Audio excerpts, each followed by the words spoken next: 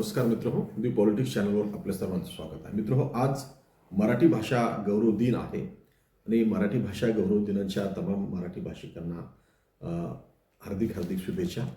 मराठी भाषा गौरव दिन ज्यांच्या जन्मदिनी साजरा केला जातो त्या वि.वा. शिरवाडकर यांच्या जन्मदिनी म्हणजे एका कवीच्या जन्मदिनी हा दिन साजरा केला जातो. आणि आज मला सांगायला आनंद वाटेल की आमचे मित्र सुशील प्रकाश चिमोरे हे सुद्धा एक कवी आहेत आणि यांच्या आम्ही सारे जातीवादी या कविता संग्रहाचा आज प्रकाशन सोहळा आहे आपल्या महाविद्यालयामध्ये, हवी स्वामी महाविद्यालयामध्ये. आणि या निमित्ताने आपण मराठी भाषा आणि आपल्या मराठी भाषेला अभिजात दर्जा मिळाला, पण मराठी भाषेचा ऱ्हास जो काही आहे तो थांबलेला नाही. आणि म्हणून मराठी भाषा दिन का साजरा केला जातो,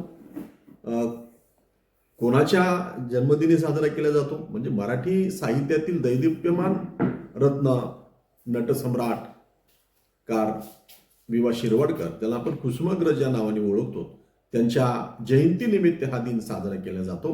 ज्ञानपीठ पुरस्कार विजेते कुसुमाग्रज तथा शिरवाडकर म्हणजे तुम्ही हे मराठी साहित्य विश्वामध्ये त्यांनी नेऊन पोहोचलेलं आहे. असा एक प्रतिभावंत अनमोल रत्न, एक उत्तुंग व्यक्तिमत्व आणि मराठी मानाचा मानबिंदूच आपण त्यांना म्हणू. आपण मराठी साहित्य क्षेत्राला फक्त समृद्ध संपन्न केलं का, तर नाही, तर मराठी ही राजभाषा ज्ञानभाषा व्हावी यासाठी कुसुमाग्रजांनी मोठं योगदान दिलं. त्यांनी यासाठी संघर्ष केला आणि त्यांच्या हे योगदानाला, दर्जेदार कलाकृतीला अभिवादन करण्यासाठी मातृभाषेचा गौरव म्हणून 21 जानेवारी 2013 रोजी महाराष्ट्र शासनाने 27 फेब्रुवारी हा जो दिवस आहे तो मातृभाषा गौरव दिन, मराठी भाषा गौरव दिन म्हणून साजरा करायचा निर्णय घेतला. आणि तेव्हापासून आपण मराठी भाषा गौरव दिन 27 फेब्रुवारी या दिवशी साजरा करतो. मराठी राजभाषा दिन 1 मे यातला म्हणजे फरक आपण लक्षात घेतला पाहिजे. मराठी भाषावर प्रांत रचनेमध्ये महाराष्ट्र राज्याचा मराठी भाषेचा क्लश यशवंतराव दिल्लीहून घेऊन आले आणि आपण पाहतो की 1 मे 1960 महाराष्ट्र राज्याची निर्मिती झाली. म्हणजे महाराष्ट्र राज्याची निर्मिती झाल्यानंतर तत्कालीन मुख्यमंत्री यशवंतराव चव्हाण यांनी महाराष्ट्राची अधिकृत राजभाषा मराठी असल्याचा शासकीय आदेश जारी केला. मराठी लोकांसाठी व अधिकाऱ्यांसाठी राजभाषा परिचय पुस्तकही प्रकाशित केला. तरी महाराष्ट्रातील मराठी भाषेची दुरावस्था आपण व्यथित होऊन महाराष्ट्राच्या राजधानीत मंत्रालयासमोर मराठी भाषा डोक्यावर राजमान्यतेचा सोनेरी मुकुट घालून उभी आहे, परंतु तिच्या अंगावरची वस्त्र जी आहेत ती फाटलेली दिसत आहेत. हे मनातील शल्य आपण व्यक्त केलं पाहिजे. यातून मराठी भाषेविषयी आपलं प्रेम, आत्मीयता, जिव्हाळा, तळमळ, पण मराठीच्या नावाने सोयीचं राजकारण करणारे, गळे काढणारे राजकारणी आणि साहित्यिकांनी हे गांभीर्याने कधी घेतलंच नाही की काय, असा प्रश्न पडतो. महाराष्ट्राची राजभाषा राजमान्य व लोकमान्य होण्याऐवजी शैक्षणिक, शासकीय, दैनंदिन व्यवहार तसेच सार्वजनिक क्षेत्रातून तिचे स्थान कमी होत गेलेलं आहे की काय, असा प्रश्न निर्माण होतो. मराठीचे स्वतःचे राज्य असावे, मराठीला राजभाषेचा दर्जा मिळावा म्हणून कुसुमाग्रजांनी आणि अनेक मराठी साहित्यिकांनी संघर्ष केला, धडपड केली. पण अमृताते पैजा जिंकणारी आपली मातृभाषा आज महाराष्ट्राच्या राजधानीतच पोरकी झालेली आपल्याला पाहायला मिळते आहे. आपण कागदावर म्हणजे मराठी साहित्य संमेलनामध्ये कौतुकाची मलमपट्टी आणि कागदावर मराठी भाषा पंधरवाडा साजरा करतो किंवा गौरव गीते गाऊन मराठी भाषेला आपण संजीवनी देण्याचा प्रयत्न करतो. पण मला वाटतं की हे तेवढंसं पुरेसं नाही. मराठी भाषेला यातून संजीवनी मिळणार नाही तर आधुनिकीकरण, जागतिकीकरण आणि पाश्चात्य संस्कृतीचा वाढता प्रभाव, संपर्क व दळणवळणाची वेगवान साधने, स्पर्धेत पुढे जायची असेल, टिकून राहायची असेल, उज्ज्वल भविष्यासाठी, प्रगतीसाठी इलेक्ट्रॉनिक माध्यमांचा प्रभाव, इंग्रजीचं वाढतं महत्त्व, रोजगाराच्या संधी, प्रदेश गमन यासारख्या असंख्य कारणामुळं लोकांना इंग्रजी माध्यमांचा जो आकर्षण वाढते आहे, मराठी लोकांचा इंग्रजीकडे जो वाढता कल आहे त्याचा मराठी भाषा त्यांना मराठी भाषा कनिष्ठ वाटू लागलेली आहे की काय असा प्रश्न निर्माण होतो. आणि मग काहींना मराठीत बोलण्यापेक्षा इंग्रजीत संवाद साधणे प्रतिष्ठेची वाटते. तर काही मंडळी समोरची व्यक्ती अमराठी आहे म्हणून त्याच्याशी हिंदीत संवाद साधायला सुरू करतात.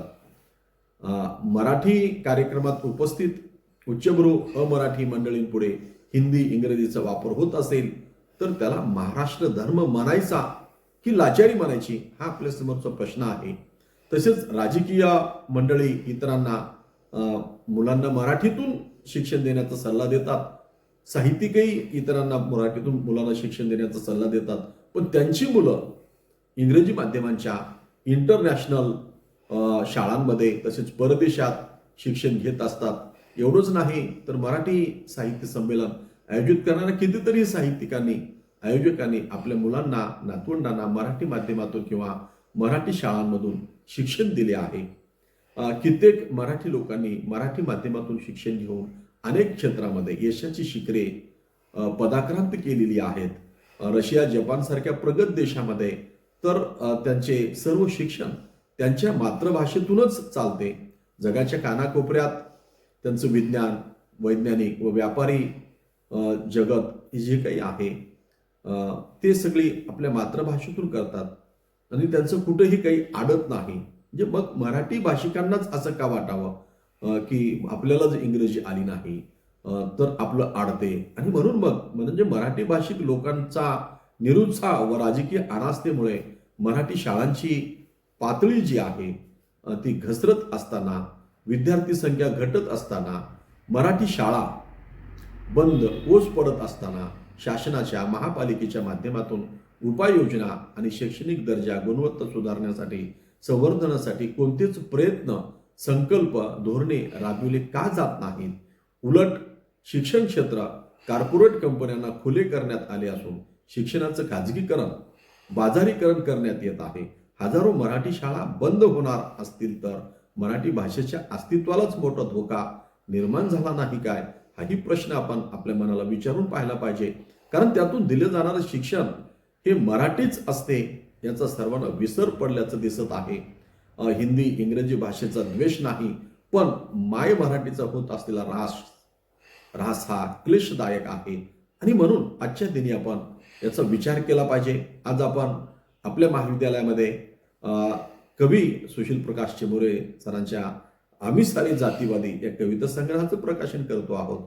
जे हा दिन आपण कुसुमाग्रजांच्या आठवणीतून होतो आहे आणि ते या दिनाला शोभेल असा आहे.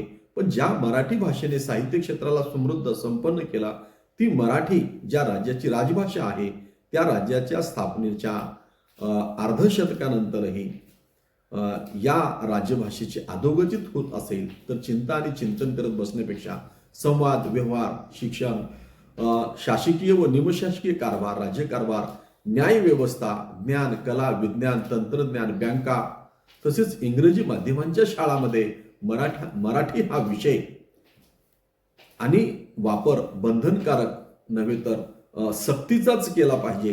कारण राज्यघटनेच्या 8व्या परिशिष्टामध्ये समाविष्ट केलेल्या 22 भाषांपैकी मराठी ही महत्त्वाची भाषा आहे. पण तरीही शिक्षण व्यवस्था भाषा संचालनालय आणि शासन व्यवस्था मराठीकडे फार गांभीर्याने पाहत नाही.